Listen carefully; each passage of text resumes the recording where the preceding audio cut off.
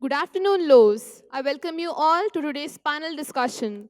The theme for today's panel discussion is I Own My Career. Our panelists will be talking to you about career, our ownership towards it, and various other aspects. Now, I'd like to introduce our moderator for today's panel discussion, Vasudeva Murthy. Vasudev Murthy was till recently senior practice partner at Wipro Consulting Services, where he headed the functional consulting practice covering HR, change management, finance, and social media. He's a master facilitator and is an expert in consensus building through large high energy workshops and is skilled in the art of involving participants. These workshops have spanned change management to strategic formulation for companies. So I guess even the audio systems were tired after a heavy lunch in the afternoon, right? So let's continue. Yeah, Vasudev Murthy has been a visiting professor of management consulting at IIM Bangalore since 1997 and writes often on issues of strategy and management. His book, Effective Proposal Writing, is a recognized reference on business communication and is now in its third edition. Welcome, Vasudev. It's an honor and privilege to have you as our moderator for today's discussion. I'd now like to request you to introduce the panel members to the audience. Hi guys, I hope you can hear me. Yeah, or do I need this or probably not? Okay, we're going to have some fun today and we're going to ask our panelists lots of very uncomfortable questions, right? They think they're very senior, they are actually, but we're going to ask them stuff that they'll sweat. Okay, I expect your help over there, all right? So let me introduce Vaijayanti Margaseri. He is the national head, no less, of organizational effectiveness, Hindustan Coca-Cola. Please join us out here and sit there. Yeah. Santosh Cherian, he's a senior vice president and international L&D leader from Wells Fargo. Sir.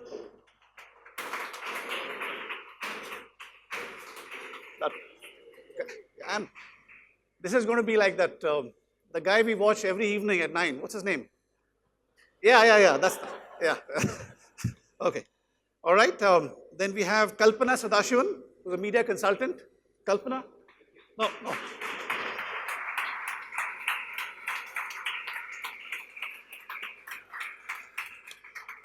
We have Unni Nair, regional IT leader, Asia and Africa for Monsanto. So, here we go. And your own Priya. Join us.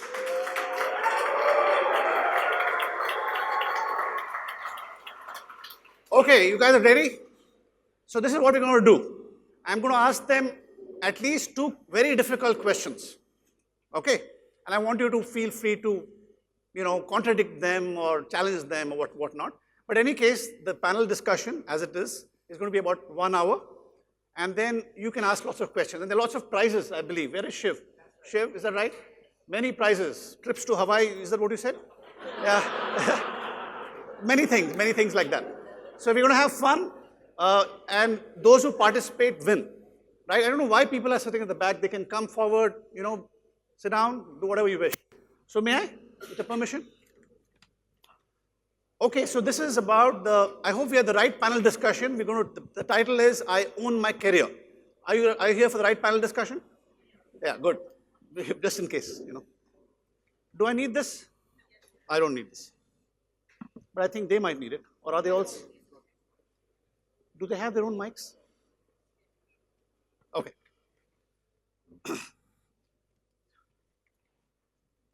Guys, can you hear? Yeah. There was a time. Yeah, your attention, your undivided attention, please.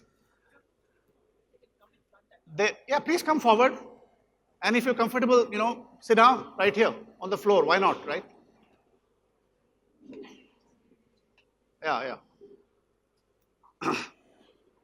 Please come forward. We'll have fun.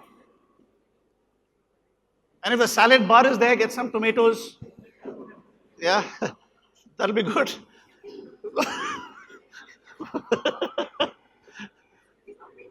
No, no, why should I be? Why should I be? What have you done for me? Guys, okay, let's go, okay?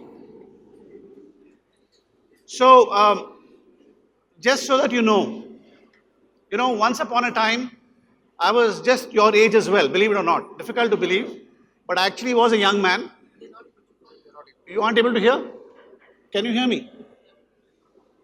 Okay, we'll have to get the sound to die down. Okay, may I begin again? Yeah. Let me set the tone and spend 2 minutes reflecting on my own rather tortured journey, right? When I was about 11th or 12th standard, I had no clue what I wanted to do. There was no one to guide me, though my dad was a good man and all that. But then somehow I entered a place called Roorkee University. I don't know if you know it, University of Roorkee. I think it's called an IIT now, right? Then I somehow blundered my way along, and then I somehow found myself on a flight to the US, and I finished a master's in computer science.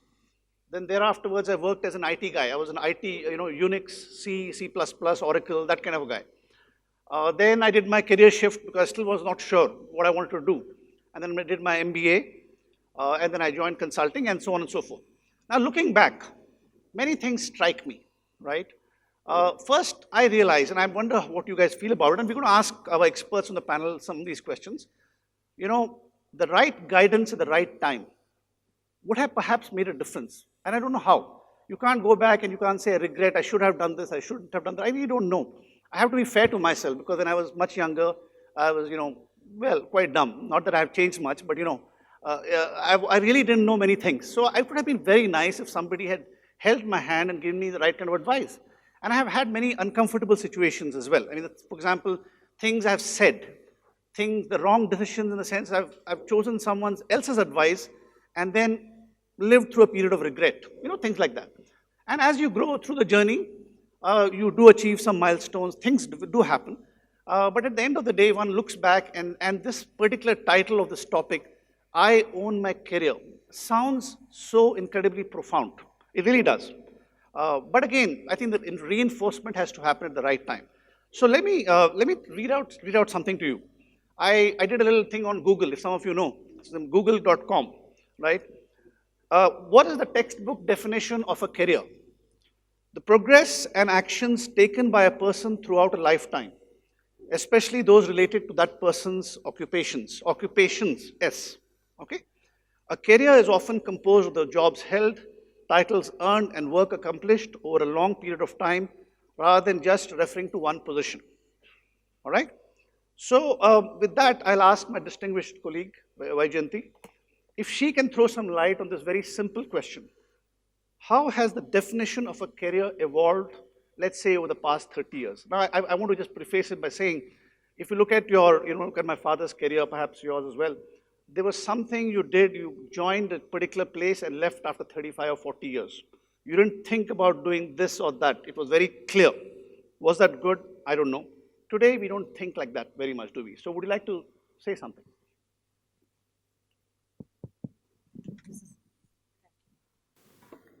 He's literally put me in a bad position because I don't think I have a career at all, the way I've gone. But just to answer your question, Vasu, I think today, am I audible? Thank you. I think career as a concept has evolved based on where society has been moving over the last few generations. If I look at where my parents were, they grew up in Kerala in absolute poverty probably. Some uncle called them to Calcutta. They started work in Calcutta, and that's probably true for many of our parents. I'm probably over 40. My parents retired many years ago, and they moved to Calcutta, started work in Calcutta, looked for jobs, and then stayed on because a career to them was defined by how much money they were able to send their siblings, how much money they were probably able to send to their families, to their relatives back in Kerala. The joint family determined, who was working, where the person was working, how much money they earned.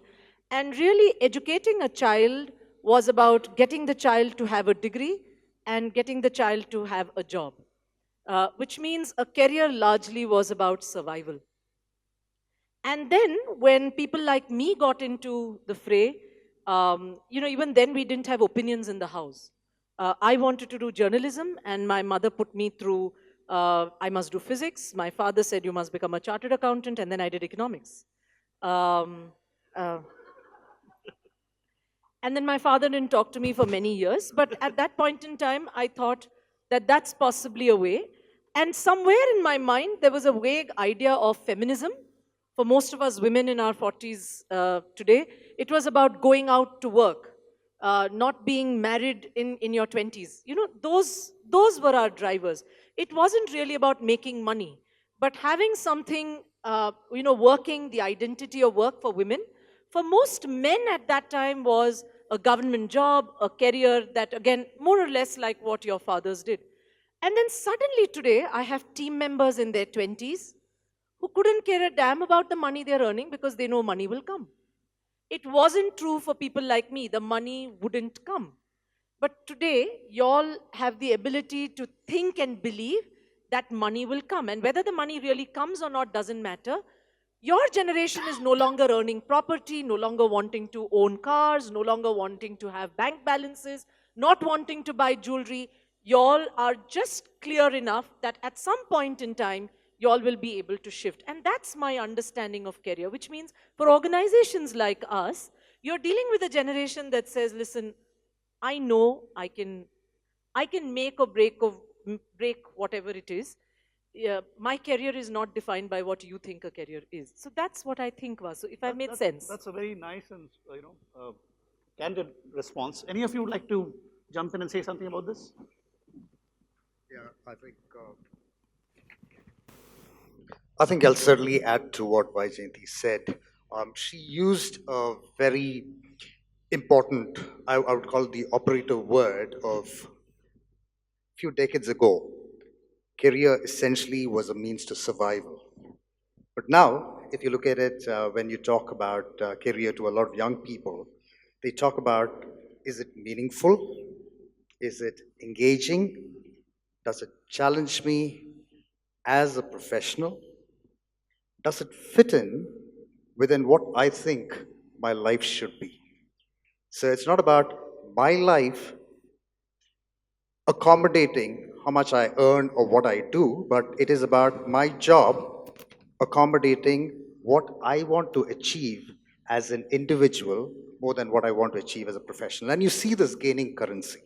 For some, I'm not saying that this applies to everybody across the board, but I do see that there is a shift from survival to doing what helps you derive meaning in terms of the profession or the career that you've embarked on. Again, as I said, it doesn't apply across the board. For some, it is still survival. But there are people who are willing to go for broke, take the risk, and say it is survival plus. Santosh, I would largely agree with what you said, but I want to still say that some of the opinions or some traditions continue. Okay, first of all, what you're talking about, I think, represents a generation of city-bred kids by and large. I think, that's my opinion, I don't know what you feel.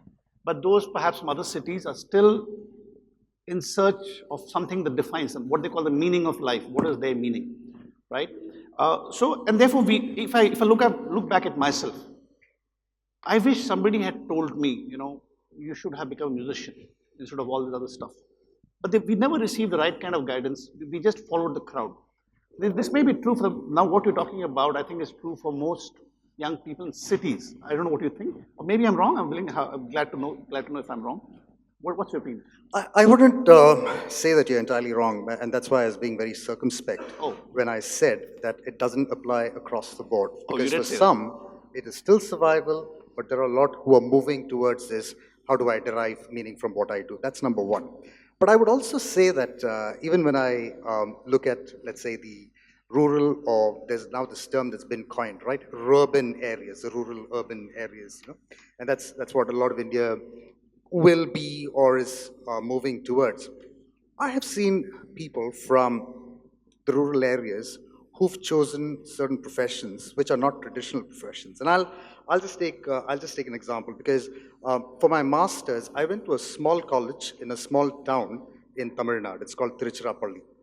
And I graduated from I was there from 94 to 96. And little did I know that during the time that I was there was this young, very nondescript kid, as I would call it. I probably saw him once or twice, who went on to become one of the most successful movie directors. One of the movies that he made is Gajini. You know whom I'm talking about. It is A.R. Murugadas, the other A.R. who's famous. Okay, A.R. Murugadas. He comes from a very small town, and I remember him saying in an interview that when he got onto the plane for the first time, he remembered that the only time that he saw a plane was when it flew overhead somewhere around Trichy. So, and there are several other examples that we can also quote. Yes, we can say that it is an exception to the rule, but I do think that there are those role models people are looking at and saying, despite my background, if I believe and if I'm passionate about what I want to do, and if I'm willing to go for broke, take the risk, I can be successful. That's a great, I think the term is segue these days. They use this word called segue into the next question I have for you, right? I go to many companies. I teach them innovation, creativity, all these beautiful words, right? In some cases, I can see a sea of blank faces, you know, and I know the reason why, but I'm just wondering if you can throw some light on this. Then there's this thing which is drilled into us about settling down. That really upsets me. I have not settled down myself. I'm not planning to settle down. But why should I? I don't wish to. But I know that it's very important for people to start settling down into what? Into a career, into marriage, into God knows what else, right? So I'd like to ask you this question. What do you do when people prefer security over risk taking in the context of career growth? Because I think career growth, I would like to assume that we all agree, involves some amount of risk taking. Now, what that is, we'll find out. Do you have any comments? Yes, I do. If you ask me what I think about them, I think I feel very sorry for them. Because, well, I think I'm way ahead of where you are in terms of age. Chronologically, I've crossed all your ages long back. And my father especially, is still worried that I've not settled down. I'm touching 60 next year, yeah? And he still says, when will you settle down? So I don't think that part of it I'm the right one to answer. But, one thing that you all were talking about previously reminded me of something. When we were young and people got jobs, the first thing we would be asked is, do you get a pension? Do you get pension? Do you get pension? Because the job with a pension was something that was valued. So if you got a job with a pension, which I did when I was about 27 or 28, and I chucked it up in about 4 or 5 years, to date, I haven't stopped hearing how stupid I am. Yeah? Because now I would have started getting that pension and I don't. So this settling down is more like a bad word if you ask me. I mean, I should have settled down long back, right? I still haven't. I have just made a career shift. I'm now working with my daughter who owns a company. So if you ask me what is settling down, I really don't know. And I feel sorry for people who don't take risks, because one question is, well, I would say I don't feel sorry for them, but it's a choice that they're making, isn't it? If you decide to take security over risks because you're afraid if you take that decision, which anything that is out of the box, a very cliched term, but anything that's out of the box does come with risks. Now, if you're not willing to take those risks, there is something you gain, there is something you lose. It's like you have an egg in your hand and you want to eat an omelette. You have to break that egg. You can't keep it in your hand and say, I want the egg and I want the omelette. So what I would say is, most managers believe employees must take responsibility for the career development. So we have a problem, two forces going against each other, right? So now the whole idea of learning and development presumably is to, I guess, enhance your skills, prepare you for a new tomorrow, etc., etc. So I think the right person to ask this question about what is the responsibility, if there is indeed a responsibility of a company to create a career path for anyone, any one of these fine people over here. Does this company have responsibility or is it in their hands? Both questions sound, both answers are tempting. But what do you think? Good question. And I was just, going back to my very early days in my career. I'm talking about 98, 99, when I was with this organization called Cognizant Technology Solutions, very fledgling at that point in time. And I remember that essentially being a tech organization, we had three career paths. You either went into the account management stream, you went into the project management, not the PMP kind of project management, but managing technology projects, having a team, or being a people manager. And then you went into the testing stream. These essentially were the three career paths that existed in 98, 99. One of the things that we must also remember is this evolves too. Okay, so just a very quick answer to what Vasu is saying. The company, when, or the organization, when it invites people to join them, it's not just for a job, it's also to help build a career there. Okay, and so there is that responsibility of creating career paths in the areas that you're probably in, whether it's HR, or whether it's in technology, or whether it's in operations, or risk, or any of these areas. But that is at a high level. Just because you start at a particular level within the career path that you've chosen for yourself does not mean that you get an in-flight upgrade. Okay, you have to prove yourself worthy to move up the ladder or move laterally, depending on where you are. So the organization can, at a high level, create or carve out career paths per se. And that segues into what Vasu was talking about in terms of who owns the development piece, right? So you have these streams. It could be these, the vertical streams, the lateral streams, or horizontal, whatever you want to call it. But then there is this piece also that, as individuals, you cannot be coerced into any of these paths that are there. You need to ask yourself, if you want to be successful in the long term, what is your sweet spot? Where are you most likely to succeed? Some of those could be monetarily very tempting. It could be very attractive, but some may not be. In some areas, you could go up quicker. In some areas, it may take a lot more time. But that's the decision that you make. I would say certainly the onus, that responsibility, the onus is on the team member or the employee. Just a couple of things that I'll say, and I'll quickly stop out here. One of the things that I've learned very early in my life is that I'm a product of the choices I make. I am not a product of the career path that the company has carved for me. And the second lesson that I've learned, and this I learned in another organization that I worked in Deloitte, there was a manager development program, and I still remember one of the partners who came, he said, success is when preparation meets opportunity. I'll repeat that. Success is when preparation meets opportunity. You may aspire to move in a particular trajectory, but when the opportunity comes, you need to make sure that you're ready, not just to grab it, but also be successful in it, which means that you need to identify what are the areas that you'd like to work on in terms of the strengths that you have, and also in terms of how you enhance it by developing it. And development doesn't stop at any level, it continues. So, short answer, the organization has a responsibility, but you have a responsibility too. And you can be successful when the opportunity presented by the organization is optimized, because you're prepared to take it and be successful in it. Thank you very much. I like what you said about success meets opportunity, and I'm going to use that. Success is when preparation. Sorry, what did I say? Yeah. Preparation, right. And I'm going to use that in different forums, including here in just a moment. But as I said, Priya, I just want to ask you this question because I did warn you I was about to ask you this question. Yeah. Bluntly, are there such things as career mistakes?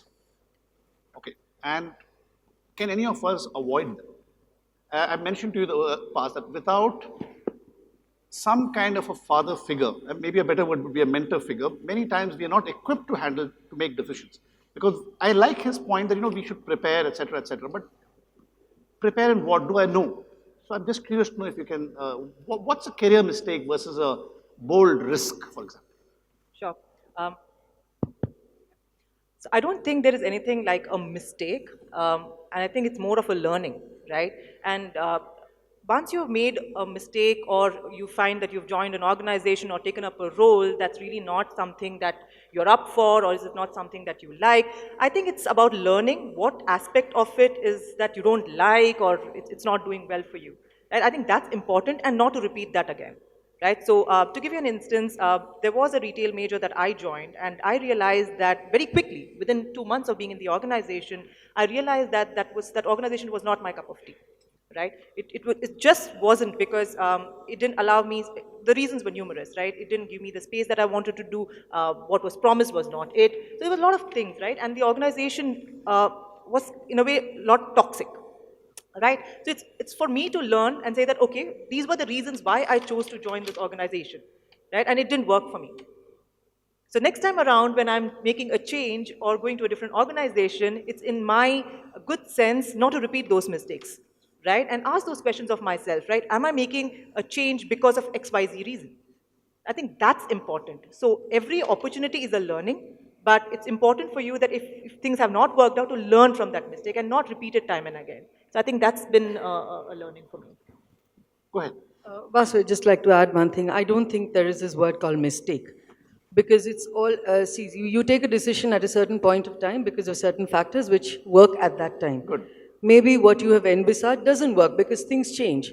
So it's part of the learning curve. And I don't think that anything that you've done which has not worked has not resulted in some learning which will come of use at some other point of time. So the word mistake I don't think really exists at all. Good, good. Okay, that's great. I just want to contradict you very mildly and say that if you take yourself back into your mid-20s, maybe you're, we're very young, we're very sensitive, we're unsure about ourselves, we lack confidence, and we even wonder is this a learning that I'm going through, or am I really screwing up in a big way? So it's nice, this advice is well taken, but are we ready for that? Which brings me to the next, I think, connecting phase, that many companies have mentorship programs, which I think is a great idea. I think you all have been through it. Maybe it exists as well over here. We certainly had that, when I was at Wipro Consulting Services, it was a big thing. And I want to shift gears a little bit over here.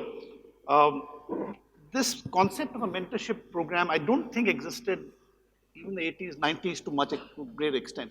But in the past 10 to 15 years, we're really seeing that coming up and saying that wise hair, someone with white hair presumably has more wisdom and will tell you, guide you a little bit along. Do you have any comments on this? Do they actually work in career shaping? Can you hear me? Yeah, in my view, absolutely yes. And I'll also tell you what is the context behind it. If you really reflect on your career, the previous generation, etc., how they actually gone through, I would say it was part of a bit of a protected system we were all in. It was a closed economy which was there, which got opened up. There is more and more globalization, which automatically means that the amount of worldwide collaboration increased, the acceleration of change also, happen faster, which automatically means that a lot of assumptions which you make when you actually get into your career journey continues to evolve and change, which automatically throws up a lot of questions in the minds of people. And if there is an experienced person who has been through this journey before and can reflect and give different dimensions which the person may not look at normally, that's the point where it starts to add value. Because you will have a lot more opportunities, a lot more options to choose from, and understanding the person in a wider sense is absolutely critical to make the right choices. And that's where we all felt that sometimes maybe if there was a proper guide, I could have taken the right choice. In hindsight, it makes absolute sense. Yes. Yeah. Thank you very much. Anyone would like to say to that? So talking about the mistakes, going back to the other point, right?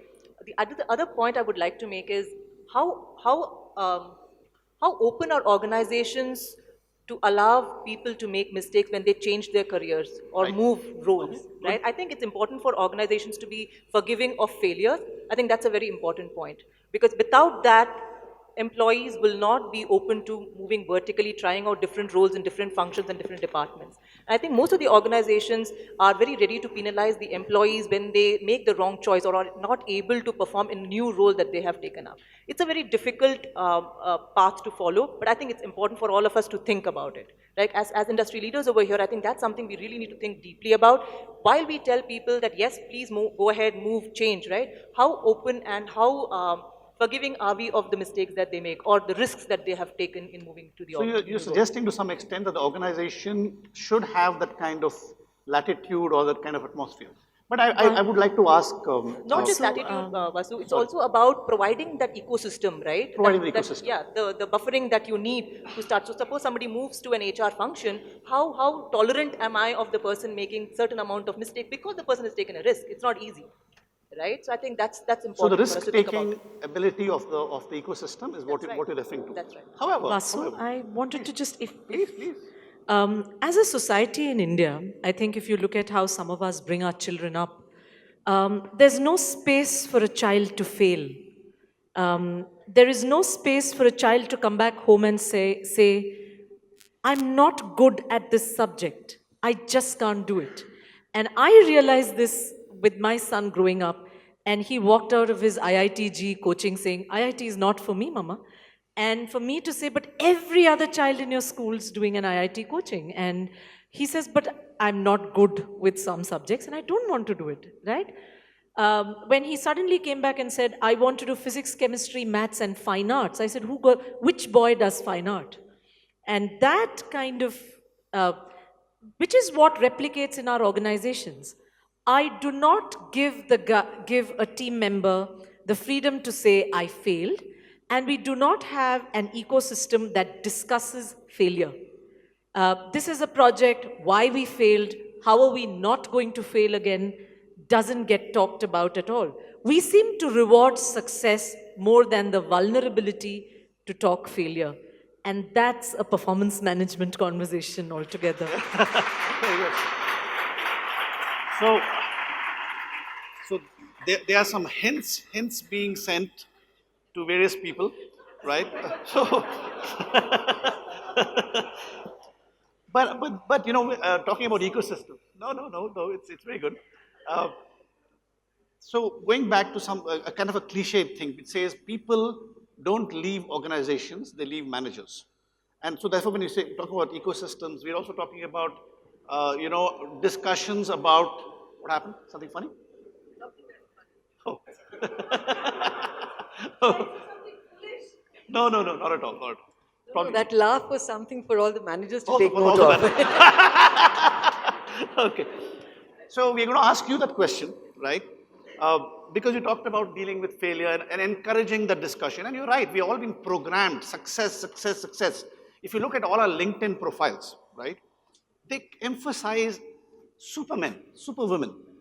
We're the best strategists, blockchain, you know, e-commerce leader, thought leader. I mean, incredible people out there.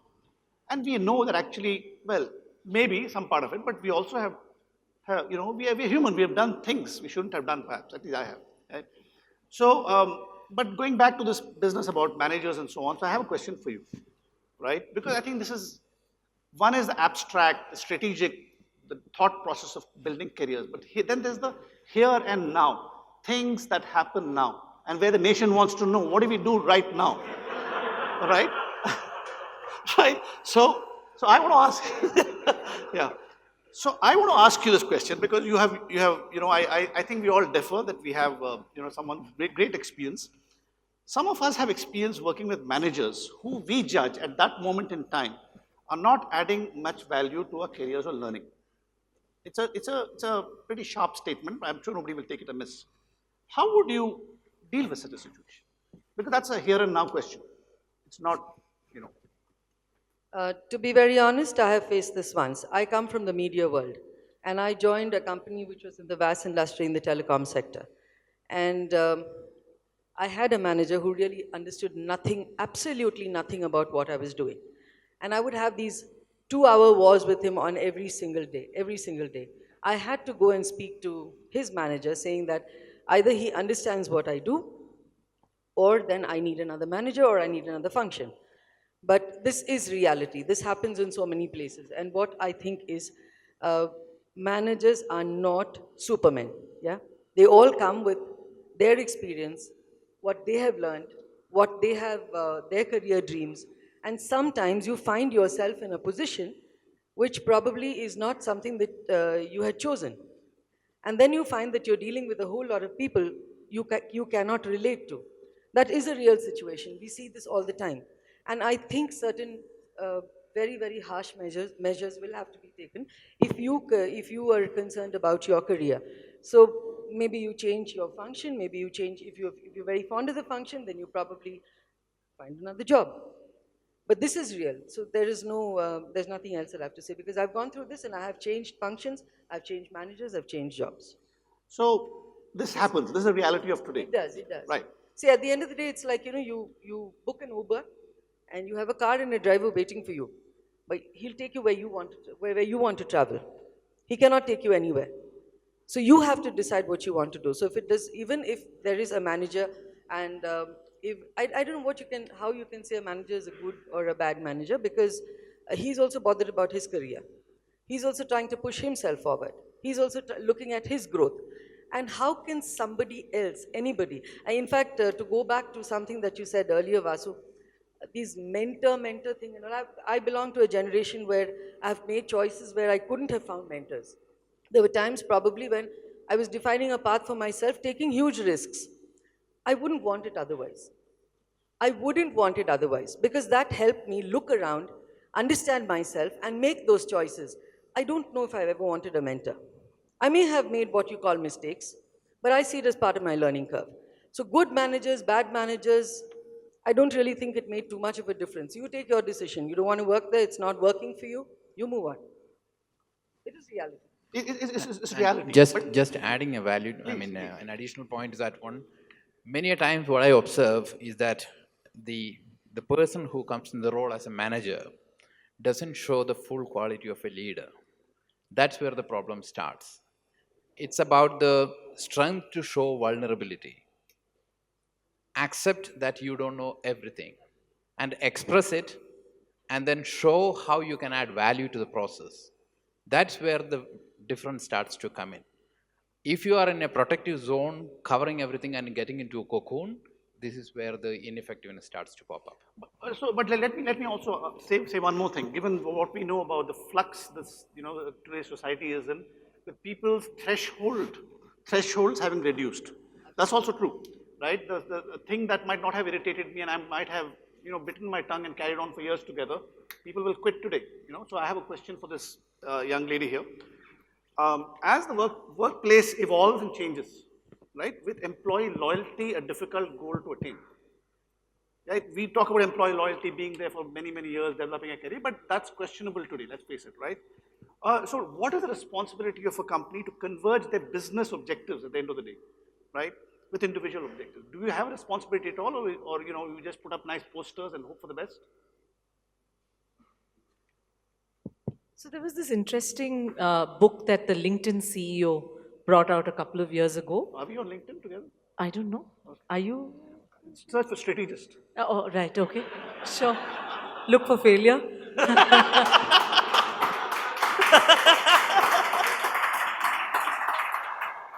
He's been irritating me from the beginning of this panel. Check out if he's alive on LinkedIn after this. No. What was the question? About loyalty.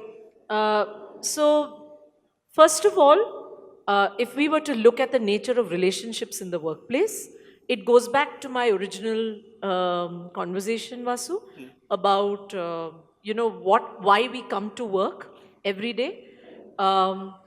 At this point in time, for most people, including me, and I've kind of evolved, after so many failings, after so many job changes, I'm probably the only HR person in the entire industry that's had the maximum job changes, and nobody wants to hire me after this.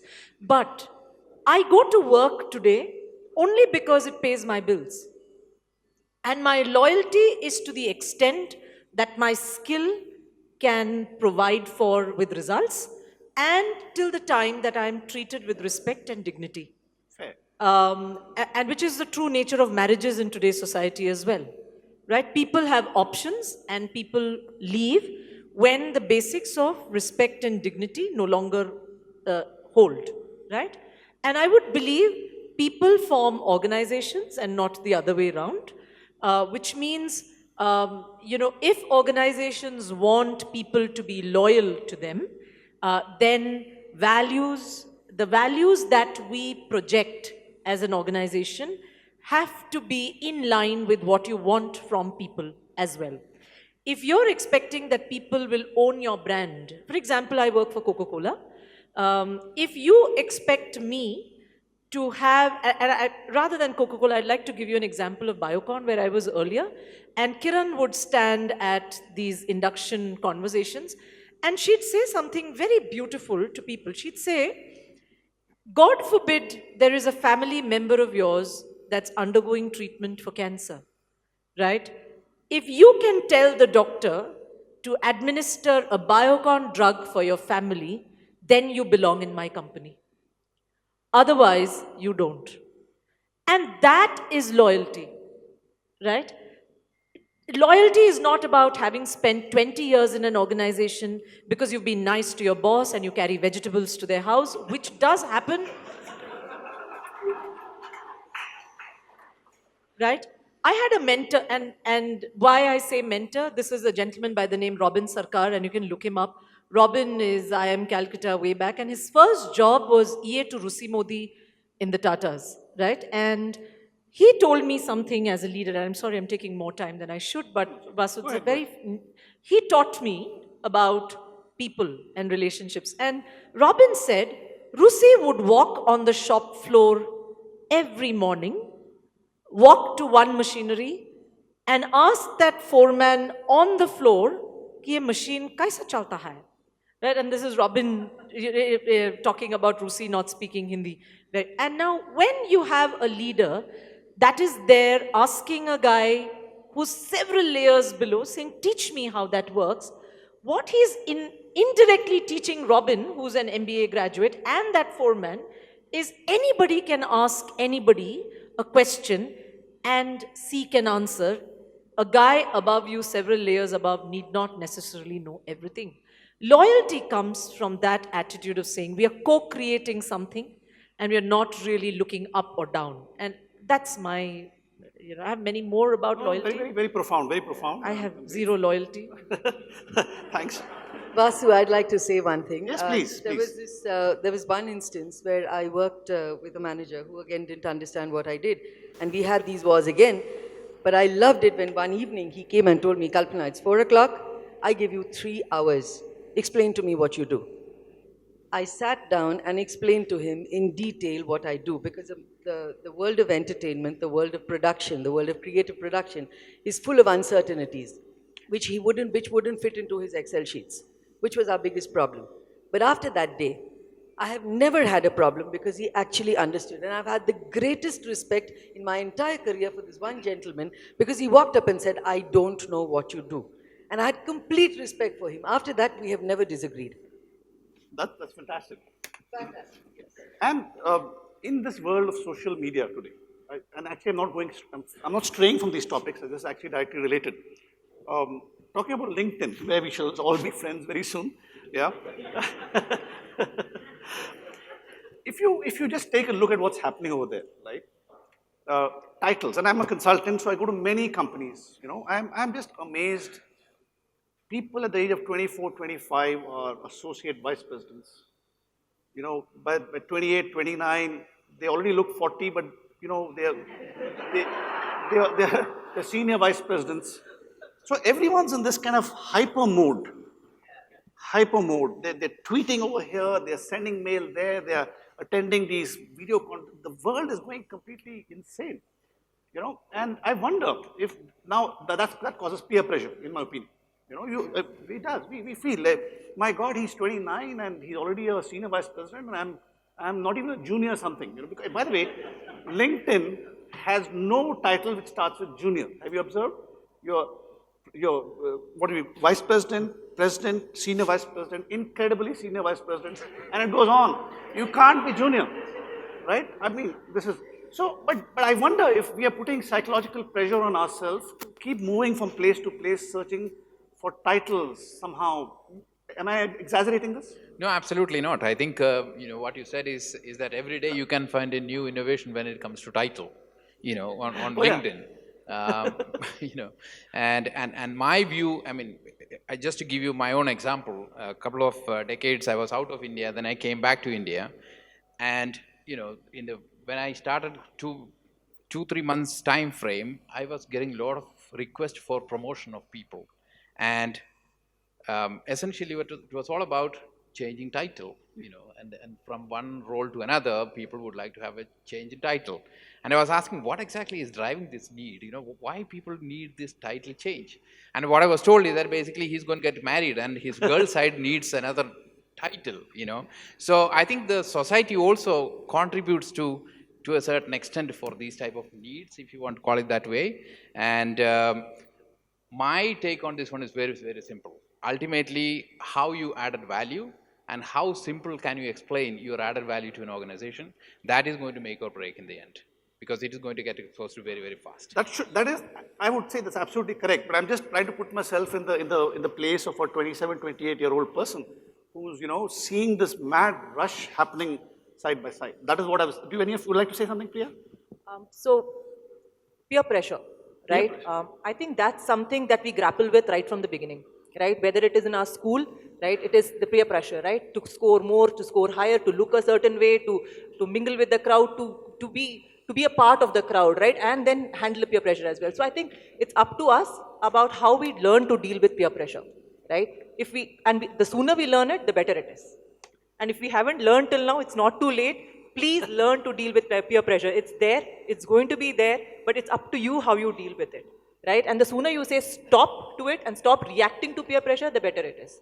I think that's just have to move on, because what happens is it clutters your mind. Peer pressure just clutters your mind. It moves you away from what you really enjoy, what you really want to do. You start doing things not because you want to do it, because somebody else is doing it and you just are competing with the other person. I think that's something that we really need to stop doing. Do what you enjoy, right? Whether that has the right title or not, I don't think that should matter. Because what you're living through is not the title. You're living through your work day in and day out. And that should be interesting, that should be fun. That is something that should make you jump out of the bed and come to work. I think that's what matters at the end of the day. That's very passionate. Thank you. Santosh, you want to say something? It sounds Yeah, yeah, we were talking about peer pressure and running and all of that, right? So we hear this term rat race. Rat race, Okay, rat but it was one of those evenings when I was sitting with my glass of my favorite beverage and I was thinking about rat race. And I said, where are the rats racing towards? Yeah, they are trying to run fast, they are trying to outpace each other. But what is the destination? Is it an ugly crevice, or is it to grab a lovely piece of cheese? So that's the decision one has to make. It's just not about running, but what are you running towards? What is the direction that you're taking? And the second thing that I've learned also, and I was under immense peer pressure, because I was just telling Vaijayanti during our pre-panel discussion, we were having our get to know each other kind of discussion. So I said that after I finished my undergrad, there were 2 or 3 years, I was doing a variety of things. And when I actually started my career, I was at least 5 years behind my peers. And it put a lot of pressure on me. And I went into this overdrive, hyper overdrive of trying to catch up. And then I realized that it was futile. It was completely futile because it was going against my values in terms of who I was. And then I had to put a pause and say, what am I driving towards? What am I running towards? And of course, I'm not going to get into details and bore all of you with my philosophical thinking, which were further accentuated by mind elevating, beverages, etc. But the spiritual, but I think it kind of sobered me down, and I said, it doesn't matter who does what. I want to be who I am, because titles will come and go, but the person that I am will remain. Titles may come and go, but the values that I've imbibed is what is going to take me to the home stretch. That's wonderful. Thank you, Santosh. Um, but you have to take the mic back because my question is for, is for you again. Uh, again, you're in the L&D, I mean, that's your title anyway, right? And we're seeing a situation where new careers are coming up, new areas of knowledge, new vistas are coming up, right? And what we are good at today is going to be probably irrelevant in 5 years' time, I suspect, right?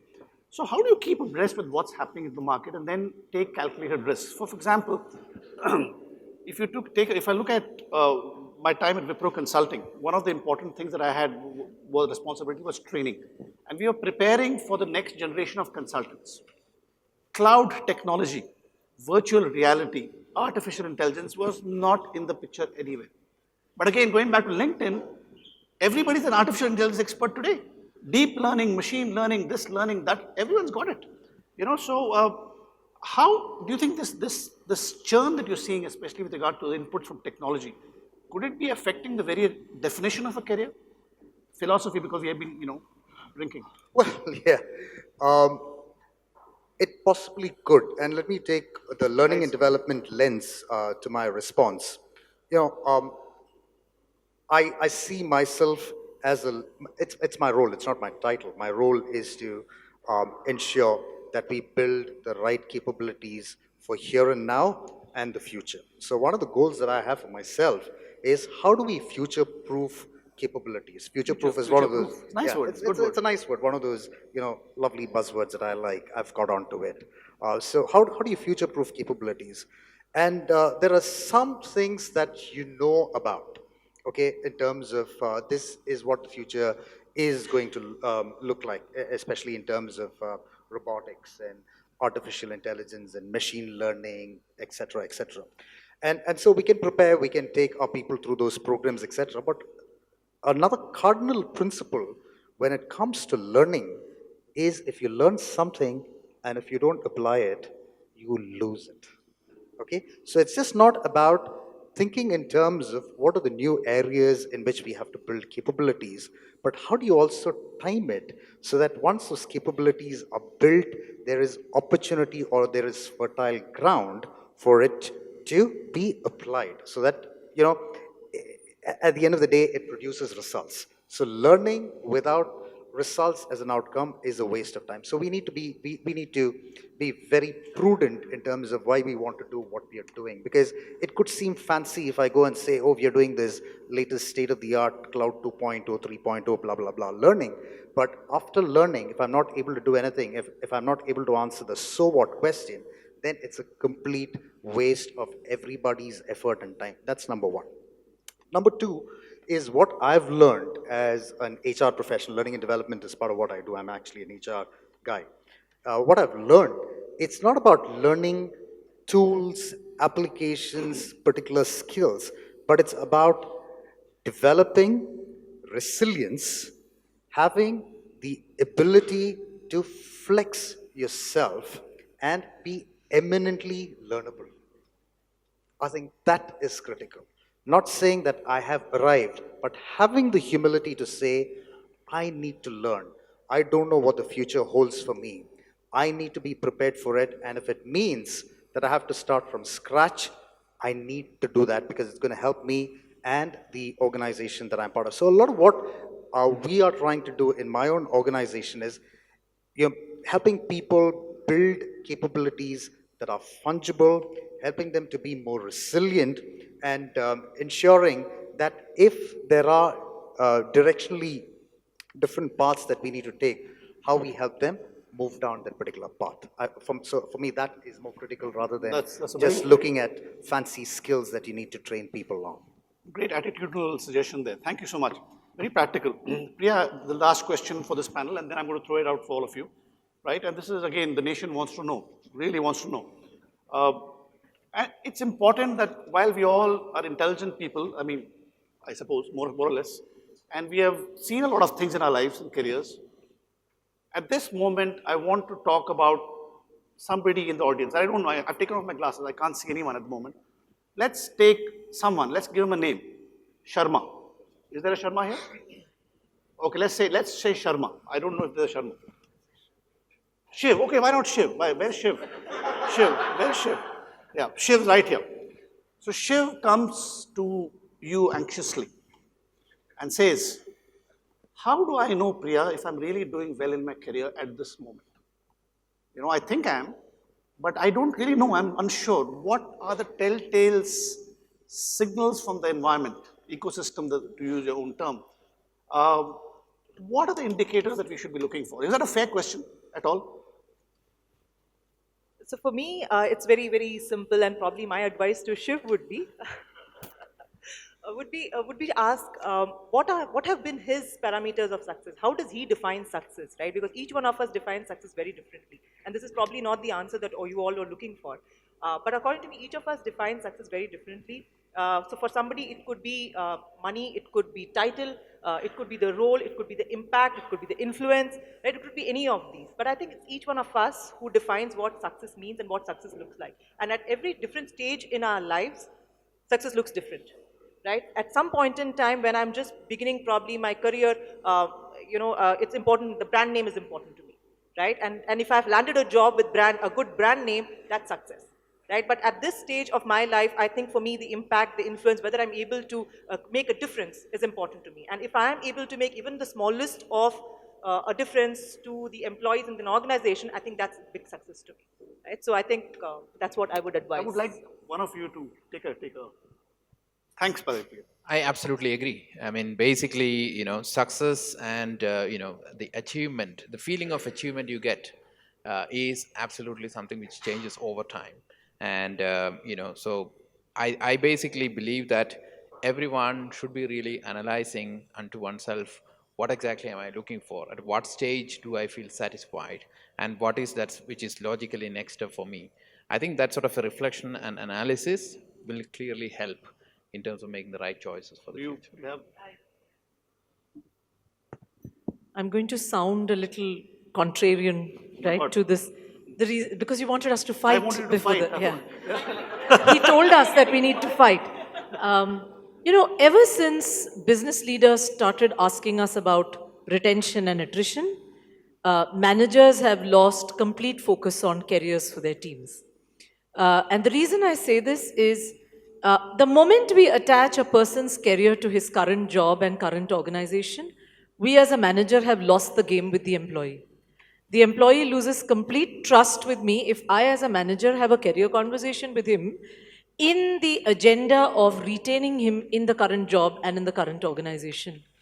I personally believe that a resource is for the industry, and a great manager is one that's possibly large enough in his mind to allow an employee to look at careers that are best for him.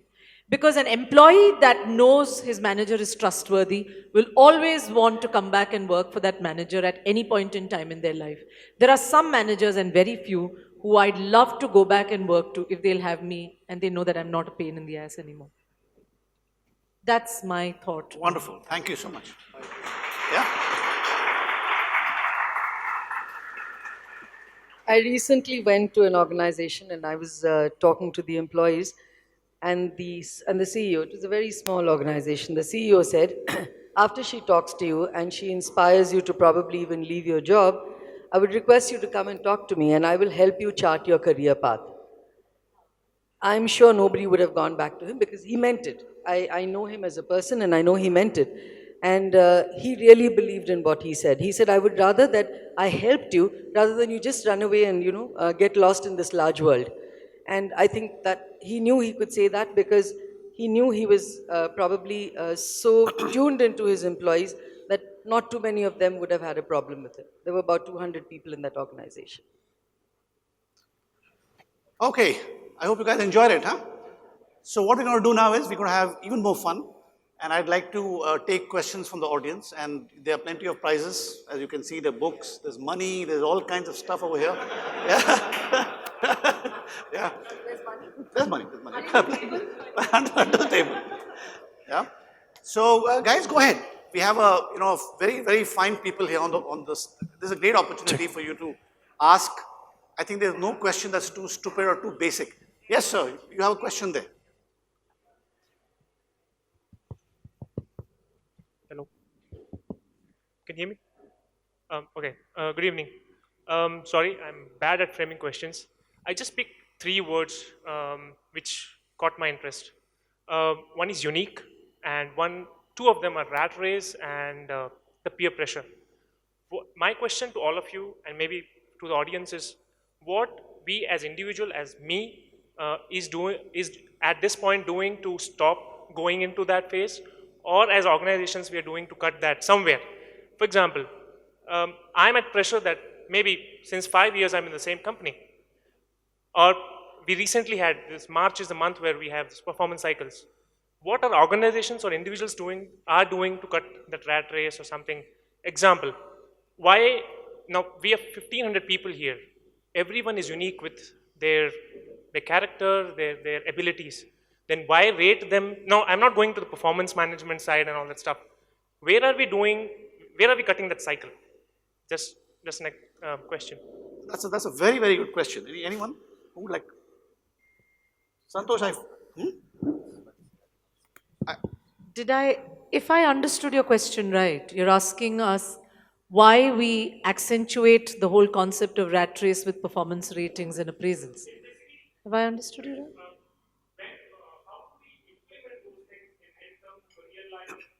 How do we implement not being in a rat race? By not being in it. yeah,